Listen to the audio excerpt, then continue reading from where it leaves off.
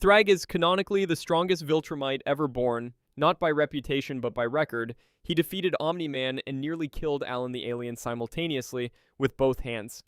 Every hero on this list is being measured against that standard. Most of them don't survive the math. Let's break this down. Cecil Stedman. The most dangerous man in any room, as long as that room doesn't contain Thragg. Cecil built the Global Defense Agency from the ground up, ran Black Ops programs spanning decades, and manipulated everyone from government officials to Viltrumites themselves with a patience bordering on surgical. He once orchestrated the resurrection of a zombie army as a contingency plan. A zombie army. That's the level of lateral thinking we're dealing with. But here's the problem. Every single one of Cecil's advantages evaporates the moment Thragg decides to close the distance, which takes approximately half a second at Viltrumite flight speeds. Cecil's power is information, leverage, and preparation. Against a being who can process combat faster than most heroes can blink, none of that matters. You can't manipulate someone mid-punch. You can't leverage someone who doesn't negotiate. Cecil's chance against Thragg isn't slim. It's a philosophical zero. Rex Splode. The concept is genuinely terrifying in the right context. Rex can charge any solid object with kinetic energy and detonate it on contact. Coins, rebar, his own skeleton after a surgical procedure that embedded metal rods directly into his bones. That last part isn't hyperbole. Rex literally had his bones reinforced with explosive-capable metal, turning himself into a walking arsenal. Against human-level threats or even enhanced ones, that's a nightmare matchup. Against Thragg, it's a delivery problem. Rex's power requires physical contact or close-range projectile throws. Thragg moves faster than bullets, documented repeatedly across the comics, and which means Rex never lands the hit that matters. And the one time Rex did attempt a massive last-resort detonation against a Viltrumite-class threat, it cost him catastrophically. Thragg wouldn't give him the setup. Rex brings genuine destructive ceiling to any fight, but Thragg wouldn't let him reach it. Shrinking Ray. Size manipulation as a power set has legitimate tactical applications. Shrinking to near microscopic scale makes you nearly impossible to target, allows infiltration of spaces no other hero can access, and theoretically opens up avenues for internal sabotage against larger opponents. Shrinking Ray understands this. Her combat style leans into evasion and disruption rather than direct confrontation, which is honestly the smarter play for someone operating at baseline human durability. But here's where the math collapses against Thragg specifically. Small size generates no additional force. A punch thrown at 2 inches tall doesn't threaten Viltrumite density skin that has withstood planetary atmospheric re-entry. Infiltration tactics require time and positioning that Thragg's combat instincts, sharpened across thousands of years of warfare, would deny her immediately. She can get small enough that he can't see her. She cannot get powerful enough that he'd feel her. Those are two very different problems. Shapesmith. A Martian shapeshifter who spent years embedded undercover on Earth, convincingly mimicking a human astronaut well enough to pass GDA security screenings. That's not a small achievement. Shapesmith's ability to replicate appearance, voice, and general physical presentation with high fidelity makes him genuinely dangerous as an infiltration asset and a psychological disruptor in conventional conflicts. The issue with Thragg is that deception requires a target susceptible to deception. Thragg's 10,000 plus years of combat experience didn't accumulate by trusting what he saw. Viltrumite warriors survive by reading biological cues, movement patterns, and combat intent, not just visual surface. Shapesmith can look like anyone. He cannot replicate their physical capabilities, which means any disguise collapses the moment Thragg demands a demonstration, applies pressure, or simply attacks. You can fool someone's eyes indefinitely. You cannot fool their fists. Shapesmith's entire toolkit is built for slower, more patient engagements than Thragg would ever allow. Duplicate. The instinct makes sense on paper. If one person with fighting ability is a threat, dozens of that person should be a proportionally larger threat. Duplicate can generate unlimited copies of herself simultaneously, flooding a battlefield with trained combatants who share her skills, muscle memory, and tactical awareness. Against conventional enemies, that's an overwhelming numbers advantage that has won real fights. Against Thragg, it's arithmetic that doesn't survive contact with physics. Every copy runs on the same baseline human durability. Thragg killed his way through a Viltrumite armada, beings who could each individually destroy any single copy Duplicate produces in under a second. 50 copies at human durability don't add up to one Viltrumite. They add up to 50 separate fatalities delivered rapidly. Quantity without quality isn't strategy. its inventory. And the next tier of heroes at least brings something that registers on the damage scale. Darkwing 2. Shadow manipulation sounds terrifying on paper. Controlling darkness itself, turning the absence of light into a weapon, there's genuine tactical creativity in that power set. But here's the thing. Creative doesn't mean effective against someone operating at Thragg's physical tier. Darkwing 2 has demonstrated solid combat application against street-level and mid-tier threats using shadow constructs offensively and defensively with real skill. The problem isn't the imagination behind the power, it's the output ceiling. Nothing in Darkwing 2's documented combat history suggests his shadow constructs can generate the kind of force necessary to physically damage Viltrumite-grade tissue. Thragg's skin has absorbed punishment from beings who have shattered moons. Shadow tendrils that successfully incapacitate human-level opponents aren't registering on that scale. You could make an argument for disorientation tactics, environmental manipulation, cutting off visibility, but Thragg has fought blind before and won clean. Interesting power. Wrong opponent entirely. Knockout. By any reasonable human benchmark, Knockout is exceptional. Her strength sits well above baseline human maximums, her combat training is legitimate, and she's demonstrated durability that puts her in genuinely dangerous territory against most opponents she'll ever face. Most opponents. The problem is that Thragg's casual output, not his maximum effort, his casual output, generates force that exceeds what Knockout's durability ceiling can absorb. We're talking about a being who fought Omni-Man and Mark Grayson simultaneously and walked away. Omni-Man, who has been punching through spacecraft hulls since before Knockout was born. There's no version of this fight where Knockout's strength differential closes that gap meaningfully. She could land every strike perfectly and the cumulative damage wouldn't register as inconvenient. Meanwhile, one unblocked hit from Thragg at full extension ends the fight permanently. Brave doesn't cover the distance when the distance is this astronomical. Best Tiger. Peak human perfection is genuinely impressive. Best Tiger represents something rare, a fighter who has optimized every variable within human biological limits. Elite reflexes, elite reaction time, elite tactical reading of opponents mid-combat, weapons proficiency across dozens of disciplines. If you built the perfect human combatant from scratch, the result looks something like Best Tiger. And against 99.9% of opponents he will ever encounter, that perfection is more than sufficient. But Thragg isn't operating inside human biological limits. He isn't even operating inside the limits of most superhuman biological limits. Best Tiger's peak reaction time is measured in milliseconds. Thragg moves at speeds that make milliseconds irrelevant.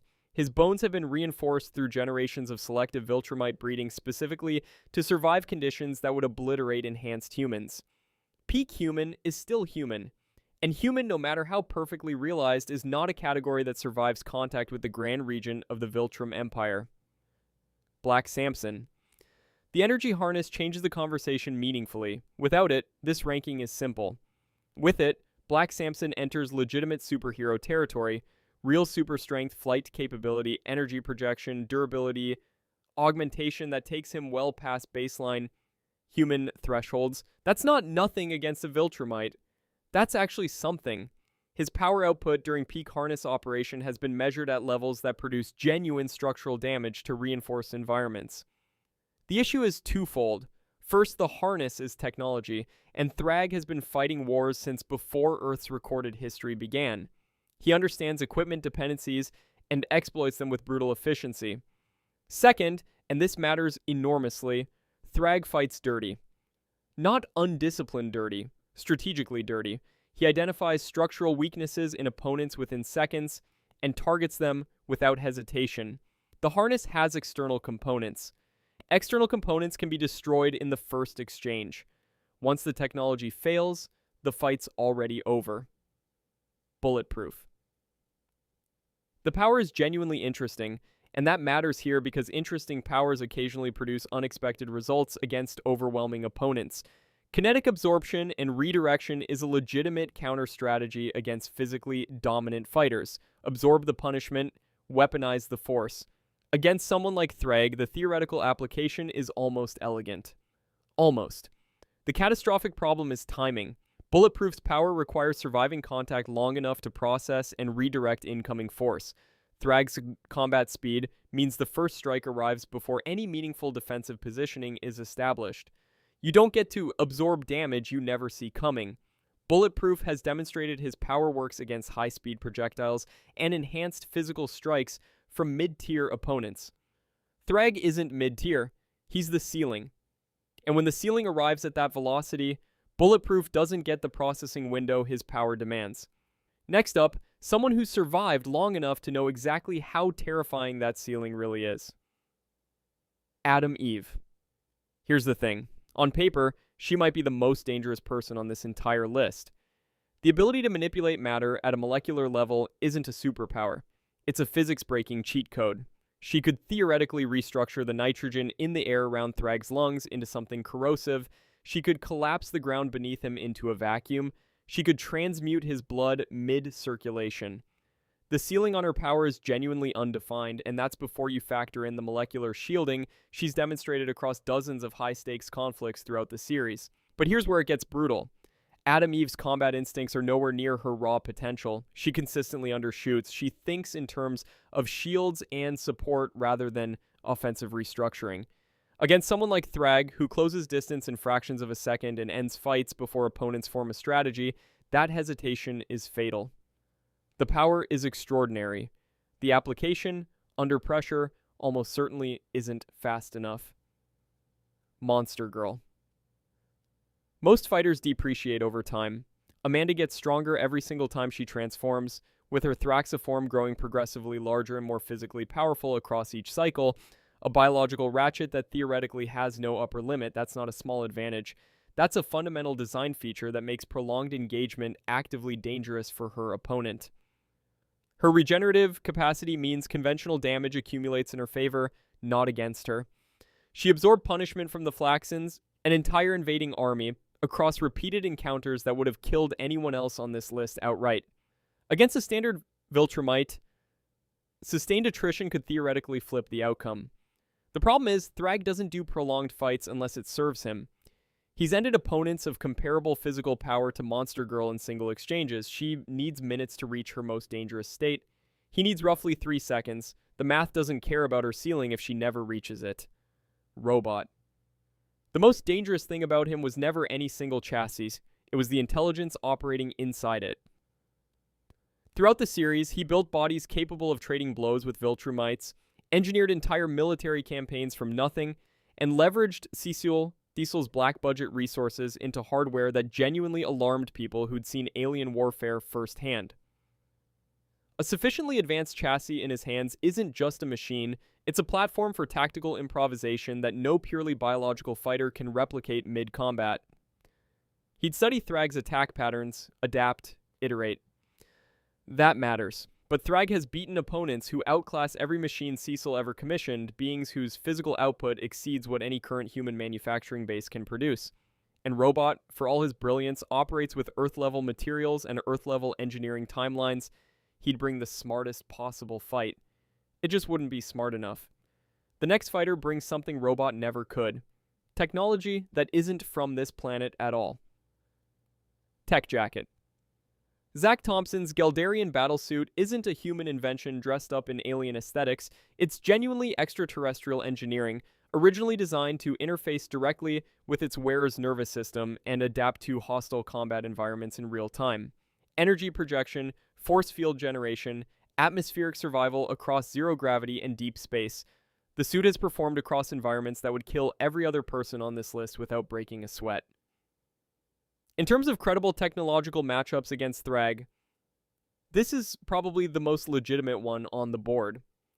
The Geldarian tech has held its own against threats operating well above human capability, and the adaptive systems mean Thragg can't simply condition himself to one attack pattern, but, and this is significant, the suit augments Zach. It doesn't replace his human physiology. When Thragg gets inside the defenses, which he will, there's a human body absorbing the consequence. The suit survives. Zach might not. Brit. He literally cannot die. Not a healing factor, not accelerated recovery, complete invulnerability, confirmed through decades of combat and verified across scenarios that should have killed him multiple times over.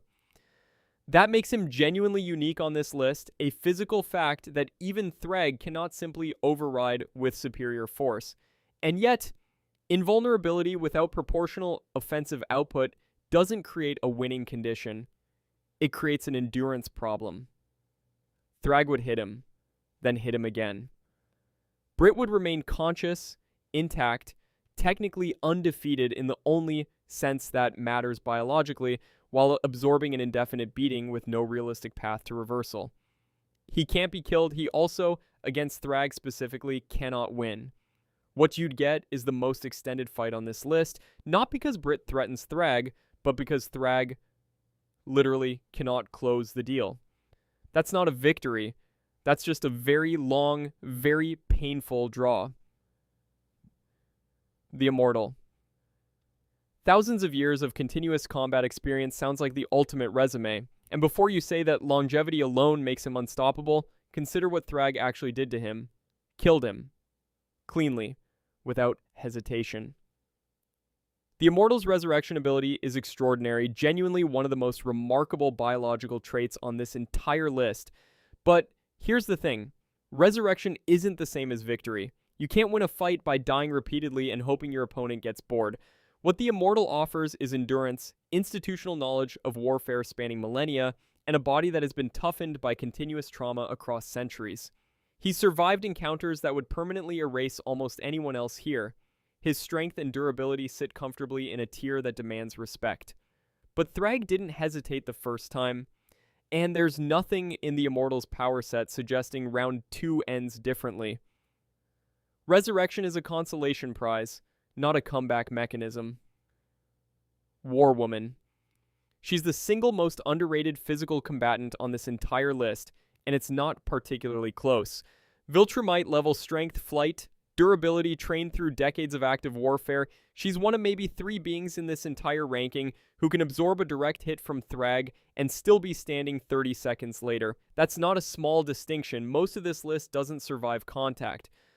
War Woman survives contact and hits back. Her combat training is sophisticated, not brawling. She understands spacing, leverage, and sustained engagement in ways that pure powerhouses on this list simply don't. The honest assessment is that she extends a fight against Thragg longer than almost anyone outside the Grayson bloodline can manage. Extended doesn't mean winning. Thragg's edge in raw power and his centuries of specifically Viltrumite on Viltrumite combat experience eventually tips the scale, but she makes him work for it in a way very few beings alive can claim. Alan the Alien. Here's where it gets genuinely interesting. Alan wasn't born powerful. He was engineered specifically because Viltrumites were dominating the galaxy and nobody could stop them. His species designed him as a biological answer to the problem. Every near-death experience makes him measurably, permanently stronger. Not metaphorically stronger. Physiologically upgraded. He survived injuries during his confrontation with Thragg's forces that would have permanently killed every other being on this list, and he came back operating at a noticeably higher baseline. He's been beaten to the edge of death multiple times and returned each time more dangerous than before. That feedback loop is the most terrifying adaptive mechanism in this entire ranking. The strategic implication is staggering. Theoretically, a sufficiently brutal fight against Thragg that Alan survives could produce an Alan capable of actually winning a rematch. He's Thragg's most dangerous non-Grayson opponent, and the gap is closing in one direction only. Something completely different is coming next. Angstrom Levy. Raw power rankings miss the point entirely when it comes to him. Levy can't trade punches with Thragg. That fight lasts approximately 4 seconds and ends badly. What Levy offers is something no one else on this list can provide. A genuinely structural counter to Thragg's entire combat model. Dimension hopping at will means Levy can strand Thragg in a hostile dimension, pull in aggressive variants from parallel realities to exhaust him, or simply escape indefinitely and deny Thragg the fight entirely. Thragg's dominance is built on physical superiority in direct engagement. Remove the direct engagement and his advantages evaporate. Levy's intelligence is formidable, his dimensional knowledge spans hundreds of realities, and his ability to manipulate the battlefield itself is unprecedented on this list. He doesn't win by being stronger. He wins by making the fight unrecognizable. That's the closest thing to a genuine strategic counter this entire ranking has produced. Battle Beast. Here's the thing. Only one being on this entire list walked away from a solo fight with Thragg having actually hurt him. Not survived. Not escaped. Hurt him. That's Battle Beast. And it matters more than almost anything else on this list. Their first encounter left Thragg genuinely wounded, which is a sentence you can count on one hand across the entire Invincible canon. Battle Beast doesn't operate on tactics or team coordination or contingency planning. He operates on a berserker philosophy so pure it becomes its own kind of unpredictability. He fights because fighting is the point, which means he doesn't flinch at the moment most warriors hesitate. His physiology is exotic enough that Viltrumite combat experience doesn't fully map onto him. Thragg can't entirely predict what breaks him because the biology isn't the same. That's a genuine advantage. The problem is sustainability. Battle Beast fights for the joy of it, not the win. But for sheer peer-level threat in a single engagement, nobody else comes close. Someone with the same base biology as Thragg, though, makes for a very different kind of danger. Omni-Man. Nolan Grayson spent thousands of years as one of the most feared warriors in Viltrumite history, which is not a small thing to dismiss. He carries the same base biology as Thragg, the same near invulnerability, the same cellular deceleration, the same capacity for violence that leveled an entire civilization's resistance. Their rivalry is personal in a way that goes beyond military record. Thragg exiled Nolan, manipulated Viltrumite's succession, and treated Nolan's half-human bloodline as contamination. That's not politics, that's a wound. And Nolan fought with everything that wound gave him. But here's where the record gets honest. Thragg is demonstrably superior, and Nolan knows it. Their final confrontation required Nolan to absorb catastrophic damage and keep moving anyway, which is different from winning. He didn't beat Thragg alone, he couldn't. The gap between them is real, and the most credible evidence is that Nolan spent the fight surviving rather than controlling it. He's elite, he's one of the best fighters in Viltrumite history. He's just not the answer. The answer has been building toward this since the moment he first put on his father's suit. Invincible. Half Viltrumite, trained by his father, rebuilt by every loss that should have ended him, Mark Grayson is the only character on this list whose trajectory points toward a genuine win. Not a moral victory, not a survival, a win. The canonical record is specific about this. Mark's damage absorption and return capacity escalated across every major confrontation in ways that consistently surprised opponents who had already beaten him once. Thragg nearly killed him, multiple times, and Mark came back each time operating at a higher ceiling than before, which is exactly the pattern that makes him singular. The Viltrumite half of his biology keeps hardening. The human half keeps him unpredictable in ways pure Viltrumites aren't. He makes choices in combat that pure battlefield logic wouldn't generate. Their final fight confirmed it. Mark didn't just survive Thragg, he ended him. That's the only name on this list where the answer is unambiguous. The verdict. This list doesn't lie. Out of 22 fighters, maybe 2 come close to Thragg's tier, and neither of them wins clean. That's exactly why Mark's victory lands so hard. It wasn't destiny, it was the one outcome this entire universe insisted was impossible.